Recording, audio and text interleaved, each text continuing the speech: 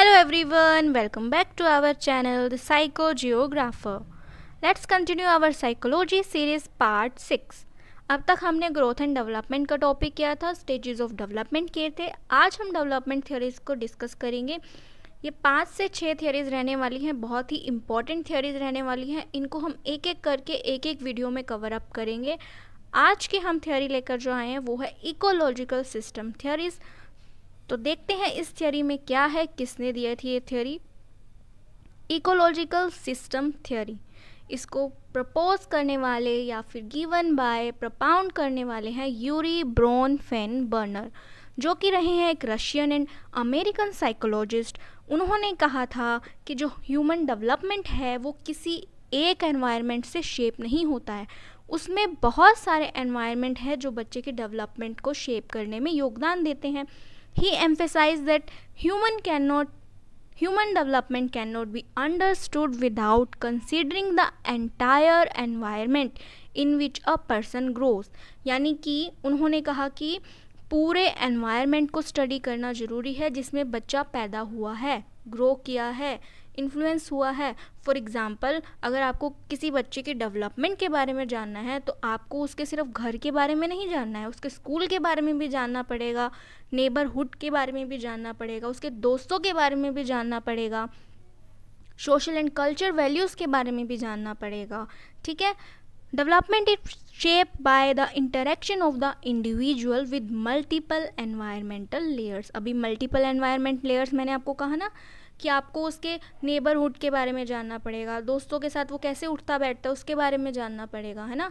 सारे जितने भी मल्टीपल एनवायरमेंटल लेयर्स हैं उसके, जिससे वो गो थ्रू करता है डेली लाइफ में, उसके डेवलपमेंट को जानने के लिए आपको उन सबको स्टडी करना पड़ेगा. The model is often called the bio ecological model. इस मॉडल को बायो इकोलॉजिकल मॉडल के नाम से भी जाना जाता है. इसमें क्या है, 5 सिस्टम्स ऑफ इकोलॉजिकल हैं.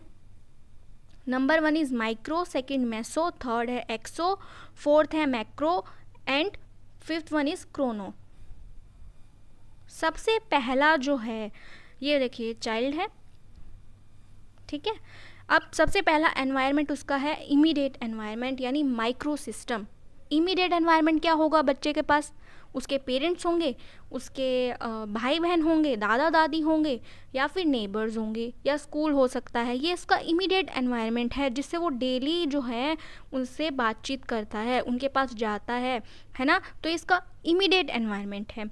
सेकंड आता है मैसो सिस्टम. मैसो सिस्टम जब 2 माइक्रो एनवायरनमेंट से मिलकर बनेगा, यानी कि उसके स्कूल को ले लीजिए, एक उसका घर को ले लीजिए, ये दोनों मिलकर क्या बना देंगे, मैसो सिस्टम बना देंगे. उसके बाद आता है एक्सो सिस्टम. एक्सो सिस्टम क्या है, इनडायरेक्ट एनवायरनमेंट, कि बच्चों को इनडायरेक्ट अफेक्ट करता है. ठीक है. उसके बाद आता है मैक्रो. मैक्रो में क्या आ जाएगा, सोशल एंड कल्चरल वैल्यूज़ आ जाएंगी. क्रोनो में आ जाएगा चेंजेस जो भी ओवर पीरियड टाइम होते हैं वो उसको कैसे इफ़ेक्ट कर रहे हैं, उसकी डेवलपमेंट को कैसे इफ़ेक्ट कर रहे हैं, वो आ जाएगा इसमें. तो सबसे पहले वाला हम स्टार्ट करते हैं, इसके बारे में जानते हैं क्या है ये माइक्रो सिस्टम. माइक्रो सिस्टम यानी immediate environment of a child, the closest layer of the child. ठीक है.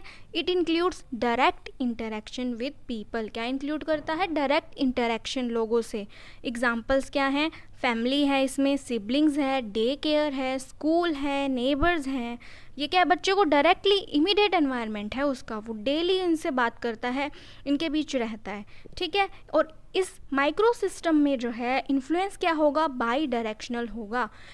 बाई डायरेक्शनल यानी पेरेंट्स का जो बिहेवियर है बच्चे को इफ़ेक्ट करेगा, बच्चे का जो बिहेवियर है वो पेरेंट्स को इफ़ेक्ट करेगा. For example, a caring parent makes the child feel secure. अगर बच्चे की केयर करेगा कोई पेरेंट तो बच्चा क्या है, सिक्योर फील करेगा.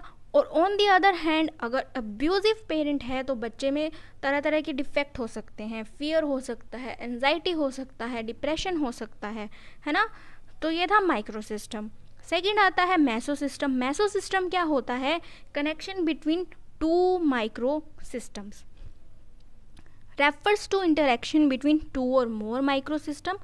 It emphasizes how experience in one setting influence experience in other. कि one setting का जो एक्सपीरियंस है वो कैसे दूसरे एक्सपीरियंस को जो है इन्फ्लुएंस करता है.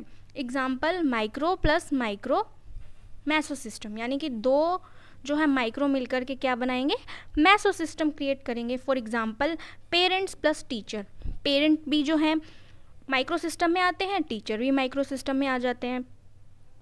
अगर पेरेंट जो है पेरेंट्स टीचर मीटिंग को डेली, मतलब जब भी पेरेंट्स टीचर मीटिंग होती है उसको अटेंड करते हैं, तो उनको बच्चे की वीकनेस के बारे में पता चलेगा, स्ट्रेंथ के बारे में पता चलेगा, और ये इम्पॉर्टेंट है ताकि बच्चे को जो है उसकी लर्निंग जो है अफेक्ट ना हो। पेरेंट्स को पता चलता रहे कि किस चीज़ में बच्चा वीक है और वो उनकी हेल्प कर सके घर जा कर के। पेरेंट्स से जो है टीचर की हेल्प ले सकते हैं, डेली उनके कनेक्शन में रह सकते हैं ताकि बच्चा जो है बेटर परफॉर्म कर सके। ठीक है, तो ये था मैसो सिस्टम। थर्ड वन आता है एक्सो सिस्टम। एक्सो सिस्टम क्या है, इनडायरेक्ट एनवायरनमेंट है। इनडायरेक्ट एनवायरनमेंट यानी कि डायरेक्टली जो है बच्चे के संपर्क में नहीं आ रहा, लेकिन वो उसको अफेक्ट करता है उतना ही। Settings where the child is not directly involved but which still affect development, की डायरेक्टली इन्वॉल्व नहीं है बच्चा उस एनवायरनमेंट में, बट वो जो है वो एनवायरनमेंट उसको स्टिल अफेक्ट करता है। कैसे करेगा, जैसे कि एग्जाम्पल है पेरेंट्स वर्क प्लेस। अब पेरेंट्स का वर्क प्लेस है, जैसे कि किसी की उसके पेरेंट की जो है जो बहुत ही स्ट्रेसफुल है, अब वो पेरेंट बेचारा थक करके घर पे आएगा, बच्चे को प्यार चाहिए, ठीक है, वो प्यार से बोलेगा, बट पेरेंट क्या है, फ्रस्ट्रेटेड है, वो अपना गुस्सा मे भी अपने बच्चे पर निकाल सकता है ना। मास मीडिया है, टीवी, इंटरनेट, सोशल मीडिया जो है बच्चे को बहुत बहुत इन्फ्लुएंस करते हैं, ये भी इनडायरेक्ट एनवायरनमेंट है। कम्युनिटी रिसोर्सेज हैं, वो पार्क में खेलने जाता है, लाइब्रेरी में जाता है या हॉस्पिटल्स में जाता है, वो भी इनडायरेक्ट एनवायरनमेंट है, वहाँ पर वो जो चीज़ें देखे उनसे इन्फ्लुएंस हो सकता है। ठीक है, अब एक एग्जांपल देखिए, if a parent losses a job, financial stress indirectly affect the child nutrition, education and emotional wellbeing. बिल्कुल एक्यूरेट बात है, अगर पेरेंट के किसी की जॉब चली जाती है तो अपने बच्चे को नहीं प्रोवाइड करा सकता अच्छी चीज़ें, चिल्ड्रन का न्यूट्रिशन इफेक्ट होगा, एजुकेशन इफेक्ट होगी, इमोशनल वेलबींग इफेक्ट होगी, है ना, क्योंकि पेरेंट्स भी खुद परेशान है कि उसकी जॉब चली गई, वो बच्चे को कैसे प्यार दे सकते हैं। तो वो क्या है, इनडायरेक्ट एनवायरनमेंट है, बच्चों को इस बारे में कुछ नहीं पता है, बट उसको वो चीज़ें अफेक्ट तो कर रही है ना इनडायरेक्टली। पेरेंट्स अपने बच्चों को ये नहीं बताएंगे ना कि वो ये सब नहीं कर सकते अफोर्ड अब, क्योंकि उसकी जॉब चली गई है ना, बच्चे को तो वो सब चीज़ें चाहिए, तो ये क्या है, इनडायरेक्टली उसको अफेक्ट कर रही हैं बच्चे को इस बारे में पता नहीं है और ना ही कोई नॉलेज है, तो उसको ये चीज़ें अफेक्ट कर रही हैं। नेक्स्ट आ जाता है मैक्रो। मैक्रो सिस्टम क्या आता है, कल्चरल कंटेक्स्ट आ जाता है, इसमें सोशल वैल्यूज़ आ जाएंगे। द ब्रॉडेस्ट लेयर है, सबसे ब्रॉडेस्ट लेयर है, क्योंकि बच्चा जो है सोशल है, हम बोलते हैं ना ह्यूमन जो है सोशल है, तो अब सोशल लाइफ है, कल्चरल लाइफ है, बहुत इंपॉर्टेंट रोल प्ले करती है, इसलिए क्या है, ब्रॉडेस्ट लेयर है सबसे। Which includes cultural values include करते हैं, सोशल नॉर्म्स इंक्लूड करते हैं, tradition, laws, economic system and religious belief. ये बहुत जो है इम्पॉर्टेंट है, जो बच्चे को इन्फ्लुएंस करते हैं। It influence how all other system function. Example है इसमें जेंडर रोल्स, हमारे सोशल जो कल्चरल वैल्यूज़ हैं वही जेंडर रोल डिस्क्राइब करती हैं। कास्ट है, क्लास सिस्टम है, वो भी हमारे कल्चरल सोशल वैल्यूज़ से ही आता है, उसी कंटेक्स्ट से आता है। पॉलिटिकल आइडियोलॉजीज भी जो है हमारे कल्चरल सोशल कंटेक्स्ट से आती है। In some societies education of girl is highly valued. एक एग्जांपल है इसका कि कुछ सोसाइटीज़ में कि गर्ल्स को बढ़ाया जाता है आगे कि बेटा आप पढ़ो, और कुछ सोशल या कल्चरल सेटिंग्स में क्या है, गर्ल्स को कि इसे खाना ही बनाना है, शादी ही करनी है, दैट टाइप थिंग होती है ना, तो वो इफेक्ट करती है बच्चों को, social values, cultural values, while in others it is restricted. ठीक है, तो this cultural difference deeply shapes development, तो उनकी डेवलपमेंट को शेप करेगा, क्योंकि बच्चे के मन में स्टार्टिंग से ही बिठा दिया गया भाई तेरे को पढ़ना ही नहीं है, हमारे नहीं होता ये सब चीज़ें, तो क्यों ही इतना फिर अपने आप को इतना इम्पोर्टेंस देगी कि घर पे वही खाना बनाना सीखेंगी और घर संभालना सीखेंगी, क्योंकि उनके दिमाग में ये जो है डाल दिया गया है बचपन से ही कि आपको तो सिर्फ खाना बनाना है और बच्चे पैदा करने हैं, शादी करनी है। ठीक है, तो ये सब चीज़ें जो है अफेक्ट करती हैं बहुत ज़्यादा सोशल एंड कल्चरल।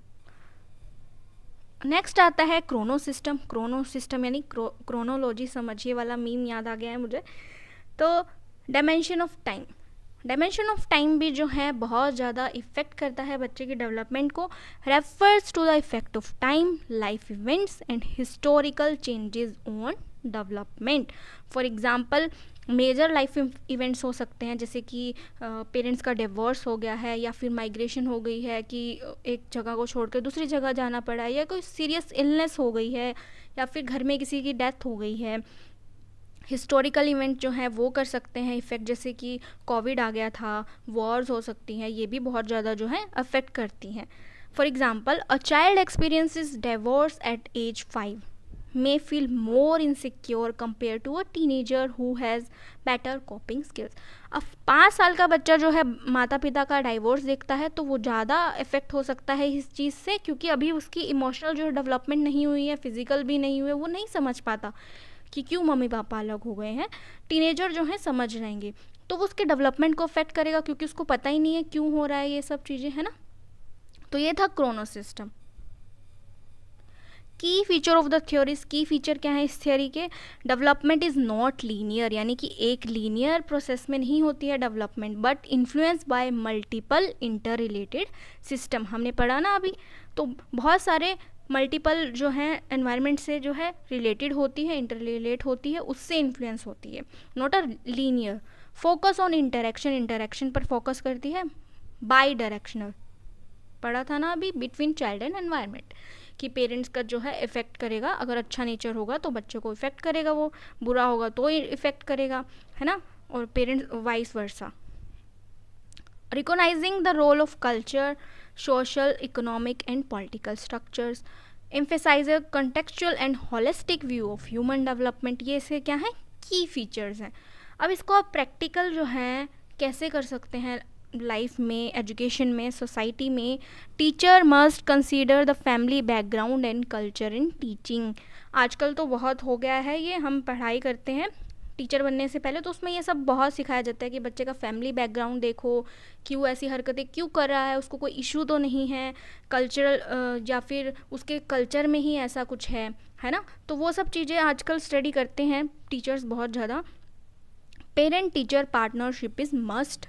सबसे मस्ट है कि पेरेंट को टीचर के बारे में पता हो, टीचर को पेरेंट्स के बारे में पता हो, और उनमें एक कनेक्शन हो, ताकि बच्चे का जो है लर्निंग को स्ट्रॉन्ग किया जा सके. पॉलिसी मेकर्स को क्या है, should provide supportive environment. Supportive environment देना चाहिए बच्चों को, ताकि उनका डेवलपमेंट अच्छे से हो जाए, जैसे प्ले ग्राउंड्स है, हेल्थ केयर है, सेफ कम्युनिटीज़ हैं.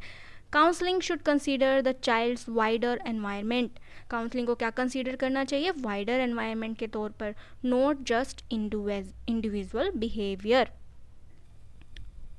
इसका कंक्लूजन क्या है कि ब्रोन-फेन-बर्नर क्या कहना चाहते थे कि चाइल्ड का जो डेवलपमेंट है वो क्या है, product of interaction between the individual and their environment at multiple levels. कि बच्चे का जो इंटरेक्शन है वो एनवायरनमेंट के साथ मल्टीपल लेवल्स में कैसे होता है, वो है एक्सप्लेन करता है ये थ्योरी, ठीक है. और it shifted psychology from studying children in isolation to study them in their real world ecological context. ये क्या कहते हैं कि बच्चे को आप इंडिविजुअली स्टडी मत कीजिए कि उसका डेवलपमेंट हो गया ऐसे, आप उसके एनवायरनमेंट को भी तो देखिए जो उसको इन्फ्लुएंस कर रहा है. तो ठीक है, इसने शिफ्ट साइकोलॉजी को कैसे शिफ्ट, कहाँ शिफ्ट कर दिया कि बच्चे को जो आइसोलेशन में सिर्फ उसकी फिजिकल ट्रेट से हमने डेवलपमेंट जज कर ली, तो नहीं, वो नहीं होना चाहिए. उसके एनवायरनमेंट को भी तो देखो आप कि वो किस एनवायरनमेंट में पला बड़ा है, तभी तो पता चलेगा उसके डेवलपमेंट होने का कारण वो ऐसा क्यों है. तो यही ब्रोन-फेन-बर्नर की जो इकोलॉजिकल थ्योरी कहती है कि बच्चे को आप एज अ इंडिविजुअल स्टडी ना करके उसकी डेवलपमेंट को उसके एनवायरनमेंट, मल्टीपल एनवायरनमेंट की स्टडी करें, ताकि आपको पता चले कि उसका डेवलपमेंट कैसे शेप हुआ है. तो आज की थ्योरी में सिर्फ इतना ही. मिलते हैं नेक्स्ट वीडियो में नेक्स्ट थ्योरी के साथ. तब तक के लाइक, शेयर एंड कमेंट.